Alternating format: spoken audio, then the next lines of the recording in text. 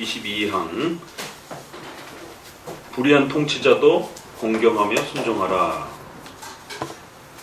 자, 22항입니다. 공경 부분.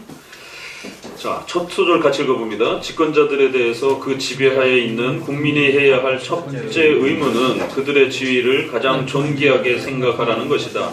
집권자들의 지위는 하나님께서 그들에게 권한으로서 주신 것으로 인정해야 하며 따라서 그들을 하나님의 사자와 대표자로서 존경해야 한다. 카톡에 좀 넣어주세요. 시작한다고. 자, 이제 국가의 그 여러 부분들을 지금 우리가 정리해가고 있습니다. 이런 국가에 대한 위치와 정교분리의 원칙에 대한 이런 부분들을 확보하기 위해서는 위정자의 역할이 무엇인지, 또 위정자는 어떻게 세워지는 것인지, 위정자의 권위는 어디로부터 오는 것인지, 또 그러면 그 위정자와 교회는 어떻게 서로 상호 의무를 주고받으면서 도와야 되는지, 또 어떤 때는 또 서로가 부딪힐 때는 어떤 식으로 저항을 해야 되는지, 이런 부분들이 총체적으로 정립이 됐을 때 교회가 국가로부터 이렇게 일정한 선을 가지고 교회의 위치와 자리를 지켜낼 수 있다라고 말씀을 드렸습니다. 그럴 때 교회 입장에서 제일 힘든 거는 바로 이제 이 신적 권위에 대한 부분에서는 우리가 앞부분에서도 배워서 소개를 받았어요. 그래서 하나님이 세우시고 하나님의 영광을 드러내기 위해서 국가와 교회를 사용하신다. 그래서 두 기관을 세우셨기 때문에 우리가 영역 주권에서 두 왕국론 이런 이야기들이 나오는 거고, 그렇기 때문에 우리는 국가의 위정자의 권위를 하나님이 세우시는 로마서 13장 1절처럼 어떤 왕이든지 신적 권위로서 국가의 위정자는 세워진다라고, 비록 국민들이 투표해서 뽑을지라도 국가의 그 통치권이라고 하는 그 권위는 하나님이 주시는 직분이요 권위다라고 이렇게 우리는 지켜 해석해 왔습니다. 자, 그런데 이제 악한 통치자가 그 통치권을 행사를 할 때 이게 제일 크리스천들에게 이제 힘든 부분이에요. 이게 선한 왕이라든가 또 크리스천 왕이라든가 그러면 그래도 너무 심하게 교회를 핍박하지 않으니까 그래도 그냥저냥 이렇게 괜찮은데, 이 불의하고 악한 통치자가 세워졌을 때는 윤리적인 면에서도 굉장히 힘든 거고, 또 더더구나 신앙적인 면에서 교회를 핍박하기 시작하게 되면 참 이거 어디까지 순종을 해야 되고 어디 부분에서는 저항을 해야 될지, 이제 이 부분이 굉장히 힘든 겁니다. 그렇기 때문에 이제 칼빈은 큰 단락에서는 이제 두 번밖에 안 남았어요. 요 큰 주제 하나 하고 다음 주제면 이제 끝입니다. 그래서 국가론에 대한 부분도 거의 다 끝났어요. 자, 그래서 악한 통치자가 이제 그 통치권을 행할 때 우리는, 교회는 그 악한 통치자에 대해서 어떤 자세를 취해야 될 것인가, 이게 이제 굉장히 어려운 주제이고, 또 500년 전에 그런 고민이 오늘 우리 시대도 역시 다종교 사회에서 우리의 기독교 신앙을 가지지 않은 자가 위정자가 됐을 때, 또 더 나아가서 정말 악한 그런 위정자가 되었을 때 교회는 어떻게 해야 되는가. 이제 이것도 우리 한국의 정치의 특수 상황 때문에, 정치적 이데올로기가 신념 때문에 결국 자기가 좋아하는 위정자는 순종하고 자기가 싫어하는 위정자는 강하게 저항하려고 하는 그런 실용주의적 관점에서 접근을 하는 모습들을 많이 보게 됩니다. 그렇게 하면 안 되고, 박근혜 대통령도 정치적 입장이 진보와 보수로 나눠진다 할지라도 박근혜 대통령도 위정자로서의 권위와 존경을 받아야 되는 겁니다. 또 역시 마찬가지로 문재인 대통령이 대통령이라고 하는 통치권을 가지고 있을 때 보수적 신앙을 가지고 있는 또 그런 저희 교회와 같은 그러한 또 교회 위치에 있어서도 문재인 대통령의 통치권에 대한 부분이 존경을 받아야 될 부분은 또 존경을 받아야 되는 것입니다. 그 정치적인 어떤 개별적인 부분들은 우리가 저항하고 거기에 대해서 책망하고 거기에 대해서 분명히 반대 목소리를 낼 수 있습니다. 그럼에도 불구하고 그 통치권이라고 하는 권위 자체에 있어서 그 권위를 또 함부로 훼손한다든가, 우리가 싫어하는 위정자이기 때문에 그 통치권까지도 또 싫어하는 형태로 그런 식으로 하게 되면 통치권을 세우신 하나님을 공격하고 하나님에 대한 또 순종의 여부에 있어서 문제가 발생이 된다는 거예요. 개별적인 하나님의 뜻을 어기는 것에 대해서는 우리가 저항할 수 있지만 그 본질적인 통치권 자체까지 만약에 손상을 가하게 되면 그건 굉장히 또 다른 심각한 문제가 벌어지는 것입니다. 그건 역으로도 마찬가지입니다. 박근혜 정부의 대통령으로 있었을 때에 결국 그 박근혜 정부의 개별적인 어떤 정책의 문제를 제기를 할 수는 있어요.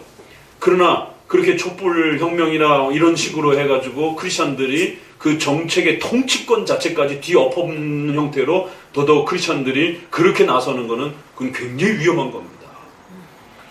그러니까 5계명을 어기는 죄에 대해서 너무 쉽게 생각해요, 성도들이. 더더구나 우리 한국은 정치적 신념이 너무 강해가지고 자기가 좋아하는 정부와 싫어하는 정부의 이 호불호가 너무 선명하게 나눠져 있다 보니까 하나님이 세우신 통치권까지 막 짓밟아 버리는. 그래서 개별적인 정책을 저항할 때는 정당성이 있습니다. 우리 교회를 보호한다라고 하는 정당성이 있어요. 그렇지만 통치권의 본질, 통치권의 근원적 자리까지 만약에 여러분이 짓밟고 만약에 여러분의 위치와 직분의 선을 넘나들면서 그 하나님이 주신 고유한 위정자의 통치권을 막 훼손하게 되면 그때는 5계명을 훼손한 죄를 범하게 됩니다. 그 종이 한 장 차이입니다. 잘 구별하셔야 돼요. 그래서 부정부패라든가 어떤 사회 부조리에 대해서 저항한다라고 나섰다가 오히려 더 크고 비중이 있는 5계명을 범하는 이런 일들이 벌어질 수도 있는 겁니다. 그건 내가 좋아하는 정부나 내가 싫어하는 정부 모두에 해당이 되는 겁니다. 그래서 SNS상이라든가 이런 데서 함부로 위정자에게 욕을 한다든가 위정자의 반기독교적 정책에 대해서는 얼마든지 저항하실 수 있고 얼마든지 양심의 자유를 가지고 글을 쓸 수도 있고 또 서명운동이라든가 이런 부분에 얼마든지 참여할 수 있어요. 그러나 위정자를 육두문자를 써가면서 또 조롱조의 그러한 형태로 욕을 한다든가 비난한다든가 어떤 그런 어떤 거를 이렇게 뭐 퍼포먼스라든가 이런 어떤 아이콘이라든가 뭐 이런 것들을 이렇게 공유를 한다든가 이러면 5계명에 대한 심각한 하나님으로부터의 책망을 받습니다. 그래서 제가 더더욱 좀 안타까운 것은 이러한 10계명의 중요한 원칙과 이 국가관에 대한 이런 기독교 강요를 또 웨스트민스터나 이런 신앙 고백서에서 그 국가관에 대한 이런 부분들을 얼마나 귀하게 다루고 있는지를 본질론에 있어서 신적권이라고 하는 교회의 권위도 신적권이지만 국가의 권위도 하나님이 세우신다라고 하는 신적권의 개념을 가지고 있습니다. 우리 장로교는. 그런데 개별 정책의 반기독교적 정책을 저항하는 것에 대한 이 책임과 이 저항의 이 마음을 불어넣는다라고 하다가 이 본질에 해당이 되는 권위에 대한 부분을 훼손하는 이걸 막 넘나드는 모습을 보면서 아주 위태위태하는 거예요. 목사님이 봤을 때는. 그래갖고 엊그제도 지금 김정은이에 대한 이러한 그 여러 가지 그 부분이 막 설왕설래 하잖아요. 그러니까 그거를 장난 삼아서 이렇게 막 돌리고 공유하고 이런 부분들은 굉장히 조심해야 됩니다. 그래서 저도 김정은이 죽어갖고 화장까지 다 끝마쳤습니다. 뭐 그런 뉴스가 막 돌길래 이게 뭐지? 벌써 이게 다 처리가 되나?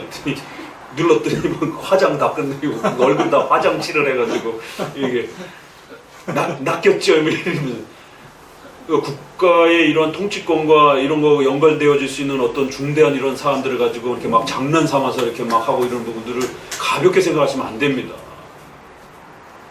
그래서 지난번에 조국 씨와 관련돼서 청문회와 관련했을 때 그런 그 엘리베이터 사건을 갖다가 그렇게 막 조롱하듯이 그렇게 막 퍼포먼스를 내고 그걸 마치 자기가 보수 정치를 표방하는 어떤 하나의 중요한 가치로서 내가 보수주의 정치를 좋아한다라는 거를 마치 사람들 앞에 그렇게 나타내면서 자기와 당이 다른 사람 더더구나 법무부 장관이라고 하는 이 엄청난 이 권위의 자리에 청문회를 하는 그 내용을 가지고 이렇게 막 조롱조로 이렇게 막 이렇게 하게 되면 5계명에 대한 벌을 받습니다. 잘못하면. 그가 가지고 있는 도덕적인 통치자로서의 도덕적인 문제라든가 반기독교적인 어떤 부분에 대해서는 얼마든지 양심으로서 그 부분에 대해서 저항하고 문제점을 제기할 수 있어요. 그러나 그 문제점을 제기할 때라도 웨스트민스터에 있는 것처럼 반드시 예의를 갖춰서 하나님이 허락하신 직분의 범위를 넘어서지 않는 범위 내에서 이런 순서를 지켜야지 하고 싶다고 해서 아무렇게나 막 쏟아내게 되면 거꾸로 본인이 더 큰 벌을 받을 수가 있어요. 5계명과 관련해서. 왜냐면 우리는 5계명이라고 하는 엄청난 이 선이 서 있기 때문에 내 부모를 공경하라라고 했을 때 그 부모를 육신적인 부모에서부터 교회의 목회자와 지도자 또 그 다음에 국가의 통치자까지 하나님이 세우신 부모의 권위로서 지도권에 대한 권위의 개념으로서 하나님이 세워주신 것이다라고 하는 우리의 이 5계명의 해석이 있기 때문에 내가 좋아하는 정부든 아니든 상관없습니다. 악한 악이든 선하든 왕이든 상관없습니다. 국가의 통치권이라고 하는 이 권위는 하나님이 세우신다라는 것이죠. 그래서 칼빈이 마지막 이제 정리해가면서 마지막 부분에서는 악한 통치자일 때는 어떻게 할 거냐 이렇게 이게 굉장히 예민한 문제고 굉장히 조심해야 될 문제이기 때문에 까딱 잘못했다가는 성도들이 5계명과 맞물려갖고 자칫 잘못하면 벌을 받을 수 있는 이 위험성이 있어서 이거를 정확하게 선을 정리해갑니다. 자, 그래서 첫 번째 의무는 위정자들의 지위를 가장 존귀하게 생각하라라고. 그것은 신적 권위로부터 백성들이 투표로 뽑지만 결과는 하나님께서 그에게 신적 권위로서 그 권위를 위탁시켜주는 거기 때문에 존경해야 되고 하나님으로부터 그 권위가 온다는 사실을 늘 명심해야 된다는 거예요. 집권자들의 지위는 하나님께서 그들에게 권한으로서 주신 것이다라는 걸 인정해야 된다는 거예요. 따라서 그들을 하나님의 사자와 대표자로서 존경해야 된다는 겁니다. 그러니까 이런 문장을 읽어내셔야 되는 거예요. 국가 위정자를 우리가 만만하게 생각하거나 함부로 생각하거나 무슨 뭐 오징어나 껌처럼 그렇게 뒤로 그렇게 막 험담하고 막 이렇게 욕할 수 있는 그런 대상자가 아닙니다.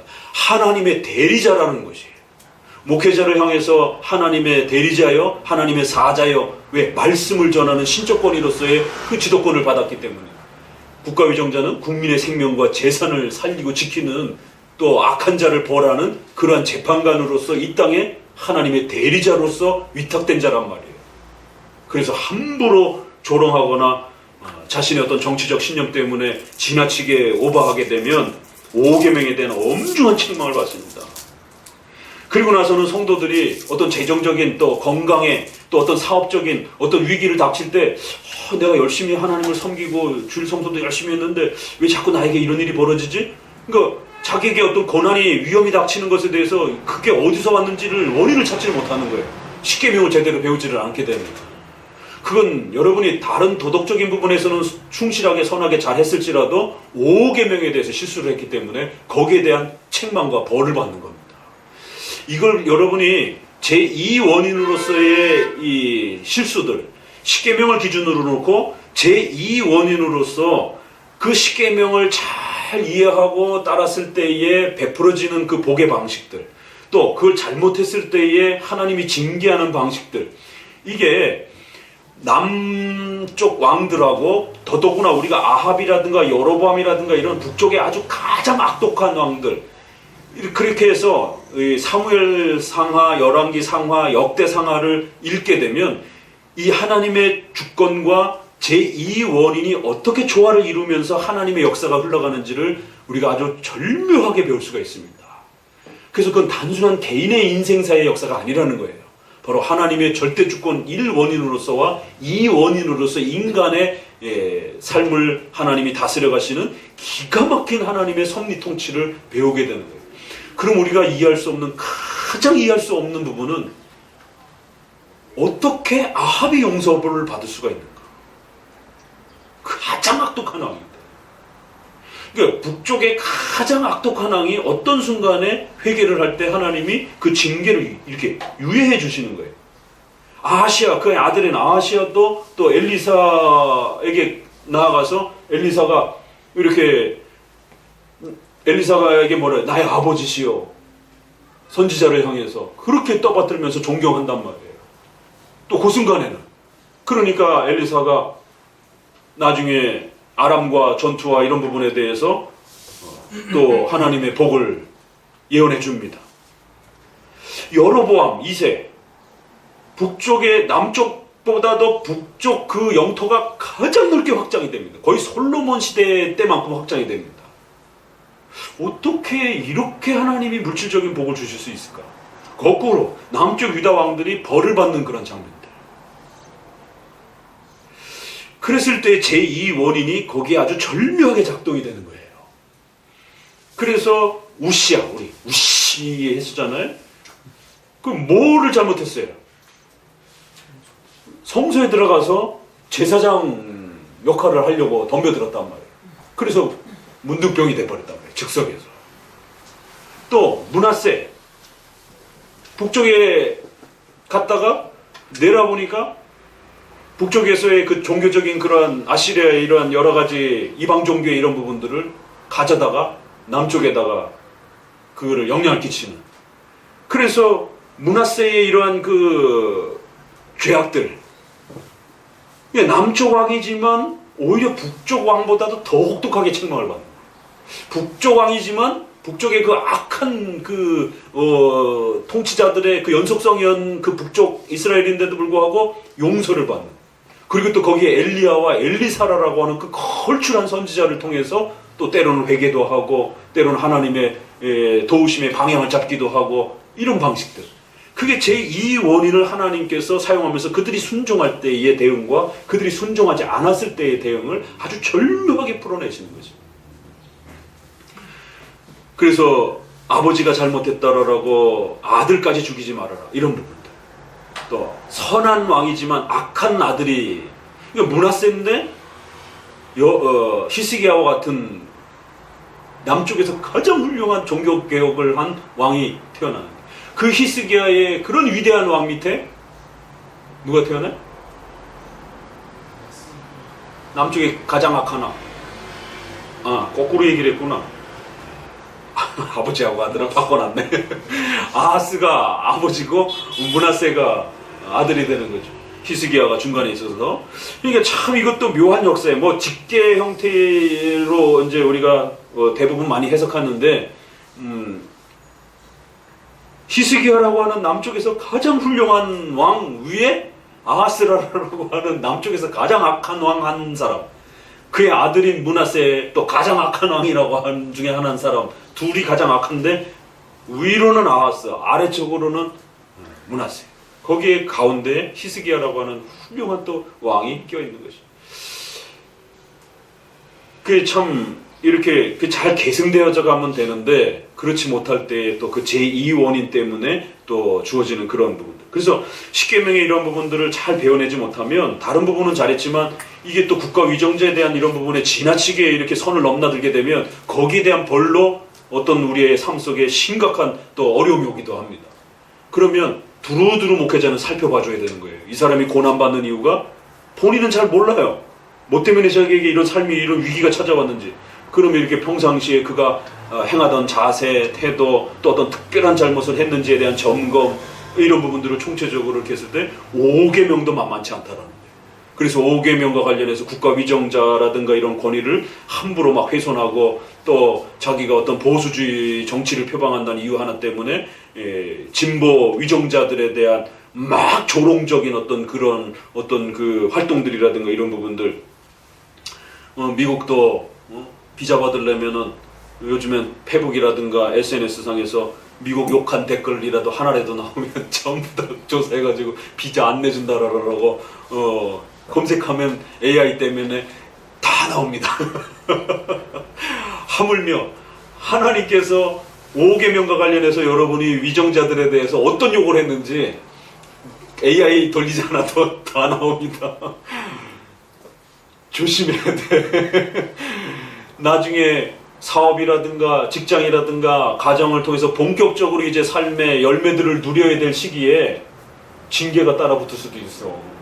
젊었을 때 혈기왕성해가지고 그 나라의 위정자들에 대해서 막 욕했던 그런 어떤 결과들이 정작 중요한 삶의 열매를 거둬야 될 그런 시기에 그때의 그 잘못에 대해서 하나님이 물을 수 있단 말이에요. 이게 북왕조와 남왕조 보게 되면 옛날 죄를 하나님이 묻는단 말이에요. 하나님이 그걸 기억해 두셨다가 본인들은 다 잊어먹고 있었는데, 그래서 가뭄과 재난과 재앙이 바로 그것 때문이다라고 지적하면서 그 과거의 문제들을 지금 조정하고 회복하도록. 자, 그렇기 때문에 이런 악한 위정자의 이 부분에 대해서 근원적으로는 하나님이 그 권위를 세우는 거기 때문에 그 본질적 권한에 대해서는 항상 존경하고 조심해야 된다는 거예요. 세상 사람들은 필요악처럼 이렇게 위정자의 위치를 이야기하지만, 세상 철학은 그렇게 이야기하지만, 우리 기독교인들은 잠언서 24장 21절 하나님과 왕을 경외하라. 동등 이 존경 부분에서는 같이 두는 것입니다.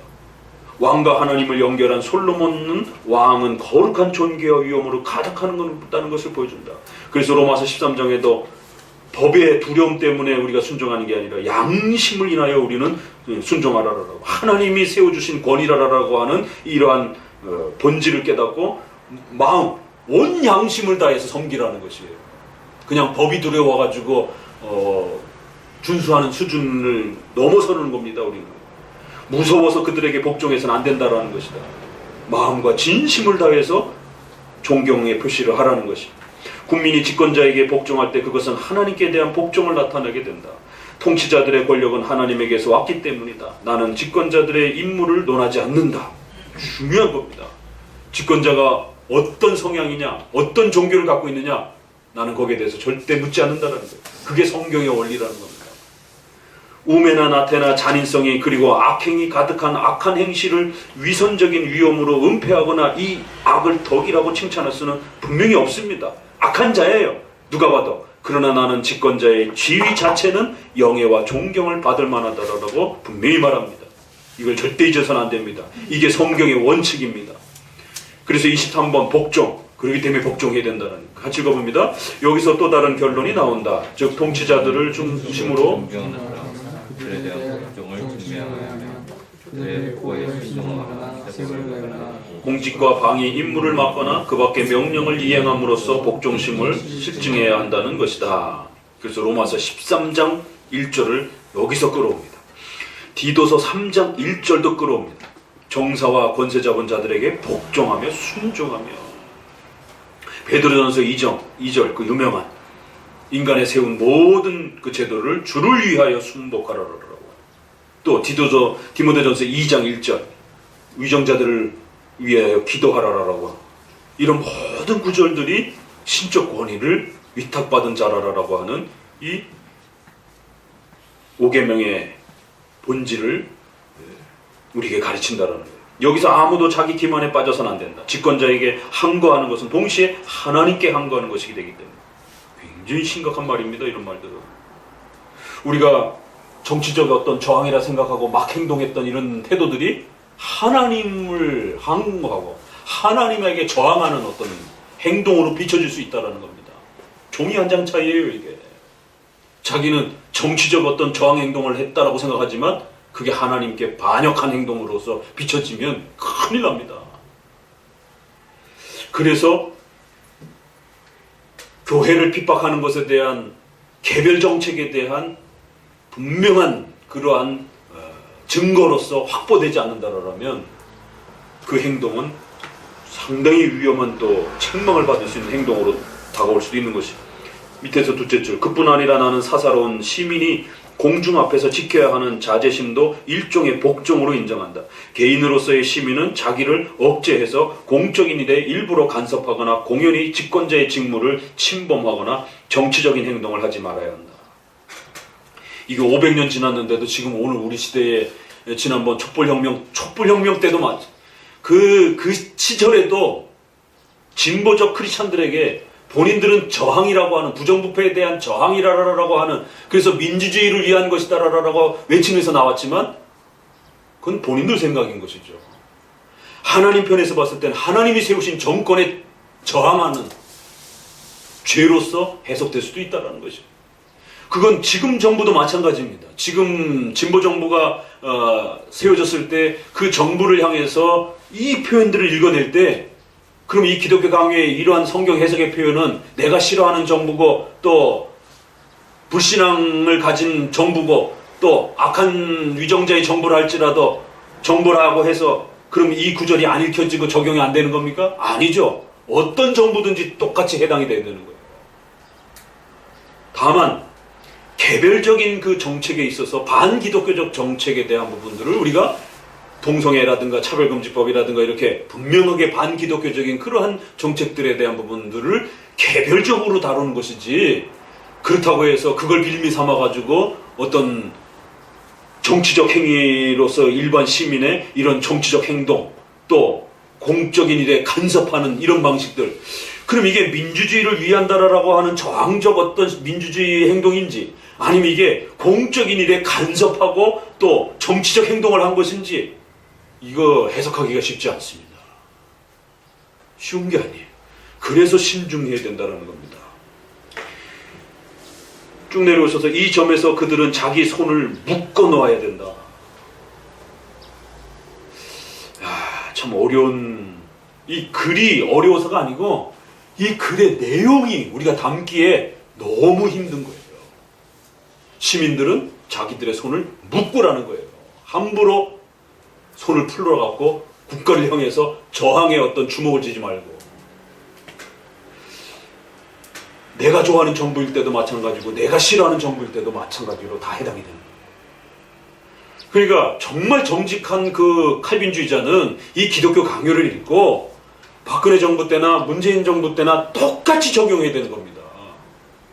근데 어떻게 진보적 칼빈주의자들은 이 구절을 읽어놓고 지금 정부에다 대고만 적용하냔 말이에요. 그래서 저항하지 말라라, 협조하라라. 그러면 그 말을 먼저 정부 때도 얘기를 했어야지요. 그러면 저도 마찬가지인 겁니다.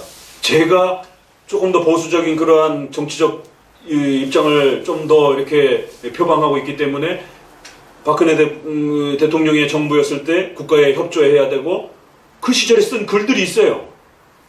남아있으니까.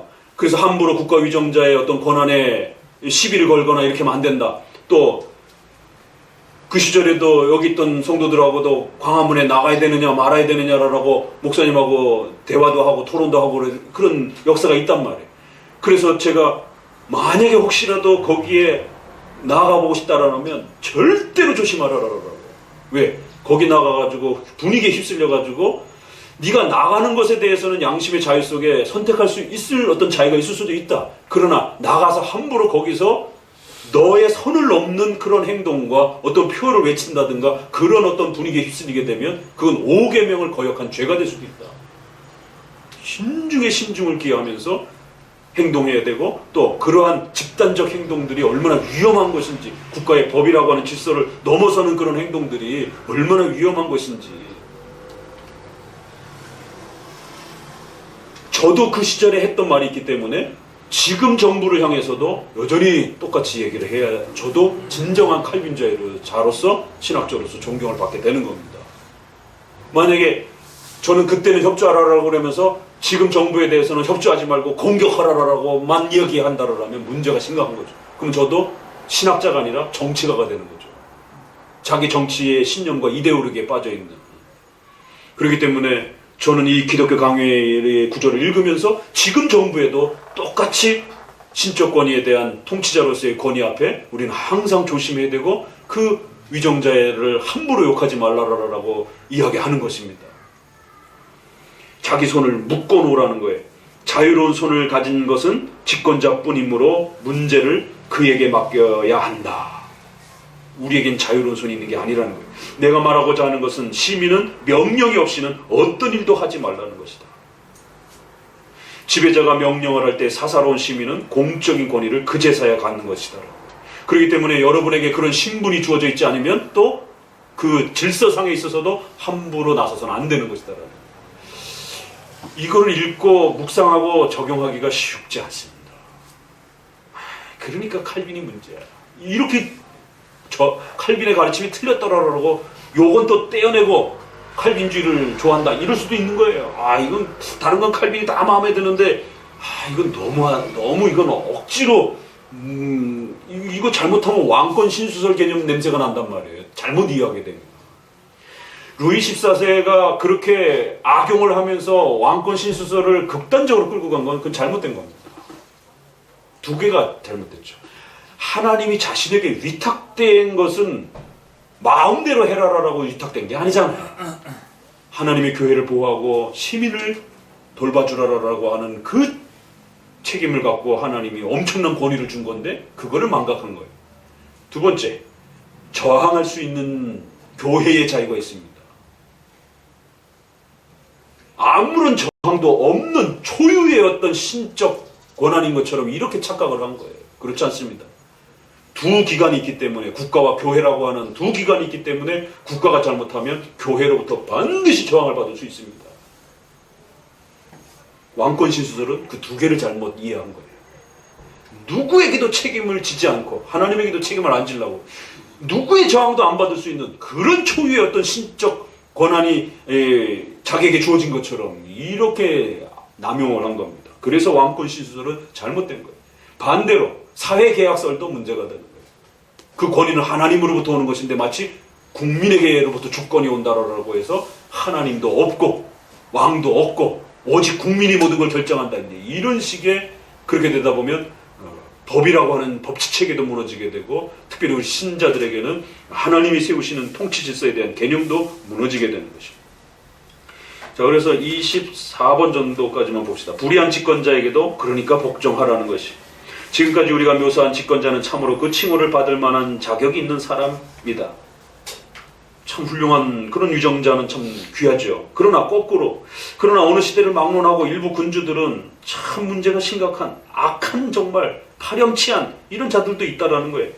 그래서 세 번째 단락에 따라서 이런 자들을 집권자로서 인정해서 가능한 한 그 권위에 복종해야 한다는 말에 설법 당할 사람이 많지 않다는 거 자기도 안다라는 거예요. 집권자로서 뿐만 아니라 사람으로서의 직책에도 어긋나는 이런 큰 치욕과 범죄에 속하는 집권자가 가져야 할 하나님의 형상을 볼 수 없으며, 참 말이 얼마나 무서운 말인지 아세요? 참 짐승 같은 그런 통치자도 있다라는 거예요. 인간 이하의 그런 정말 인간으로서의 기본도 안 돼 있는 진짜 하나님의 형상으로서의, 이게 말이 부드러운데 여기 엄청난 비판적 표현이 묻어 들어가요. 하나님의 형상의 인간의 기본 틀도 안 갖춰져 있는 그런 진짜 악한 자들도 있다라는 거예요. 하나님의 사자로서의 흔적을 전혀 찾아볼 수 없는 그런 자들. 참 답답하죠. 그런 자들을 볼 때는. 24장까지는 봐야 되겠, 25권까지는 봐야 되겠네요. 그렇지만 악한 지배자는 하나님의 심판의 대행자다. 이게 결론입니다. 우리는 저항이라고 말했지만 하나님은 오히려 그런 악한 자들을 통해서 우리를 심판하고 우리의 죄를 징계하는 수단으로 삼으실 수도 있다는 거예요. 자, 요거는 조금 더 이제 그 소개가 필요한 부분입니다. 그러나 하나님의 말씀을 바라본다면 그 말씀이 우리를 앞으로 인도해 줄 것이다. 그래서 어떤 수단으로든지 권력을 잡은 사람들이 비록 군주로서의 직책을 조금 더 이행하지 않더라도 그들의 권위에 또한 복종해야 한다. 권위와 그들의 개별적 실수를 구별할 줄 알아야 된다는 거예요. 그러나 그와 동시에 집권자들은 누구를 막론하고 오직 그에게서 권위를 받은 것이라고 선언하신다. 참으로 하나님께서는 공공의 유익을 위해서 통치하는 사람들은 하나님의 인애의 진정한 표본의 증거이며, 그래서 선한 왕은 하나님의 복이요 또 백성들에게 주는 선물처럼 이렇게 주는 표본의 증거이고, 불의하고 무능한 지배자들은 국민의 사악을 벌하시기 위해서 그 시대에 그런 형태를 통해서도 벌을 내리신다는 거예요. 자연재해를 통해서도 벌을 내리시지만 악한 왕을 통해서 국민들이 숨도 못 쉬게 고통 속에서 살아가도록 그것도 하나님께서 국민들을 벌하시는 그런 수단이 되기도 한다는 거예요. 지배자들은 모두 한결같이 하나님께서 합법적인 권력에 주신 거룩한 위엄을 부여받았다는 말씀을 하신다. 욥기서라든가 이런 데 보게 되면 악한 임금은 진노의 수단으로서 그렇게 쓰여지기도 한다는 거예요. 성경은 이런 모든 재난을 하나님의 저주라고 인정하기 때문이다. 그래서 맨 아래줄, 아무 용에도 받을 가치가 없는 심히 악한 인간이라도 만일 공적 권력을 잡고 있다면 그에게도 하나님께서 그 말씀으로 그의 공의의 심판의 사자에게 주신 저 고귀하고 거룩한 권능이 있는 것이다. 그래서 그에게 드릴 그 공경과 존경을 악한 지배자에게도 마찬가지로 드려야 한다. 이 원칙을 일단 선을 그어놔야 돼요. 그리고 나서 이제 그럼 우리가 어떨 때 저항할 수 있는가, 어떤 이유로 저항할 수 있는가, 이 부분을 찾아가야 되는 겁니다. 그래서 원칙론 부분에 있어서는 이렇게 그 악한 왕이든 선한 왕이든 하나님은 섭리수단을 가지고 절묘하게 쓰실 수 있기 때문에 그 자체를 함부로 훼손한다든가 저항이라는 이유로 함부로 이렇게 반역을 한다든가 이러면 오히려 5계명의 또 다른 죄악의 문제가 발생될 수 있다는 것을 항상 조심해야 된다. 근데 이제 요거를 악용하는 자들이 있어요. 요거를 오해해가지고 이거를 남용하는 자들이 있어요. 이거를 미처 이해를 못해가지고 그 회피주의적인 제세례파적인 형태로 칼빈의 이러한 표현을 그렇게 또 적용하는 사람들이 있어요.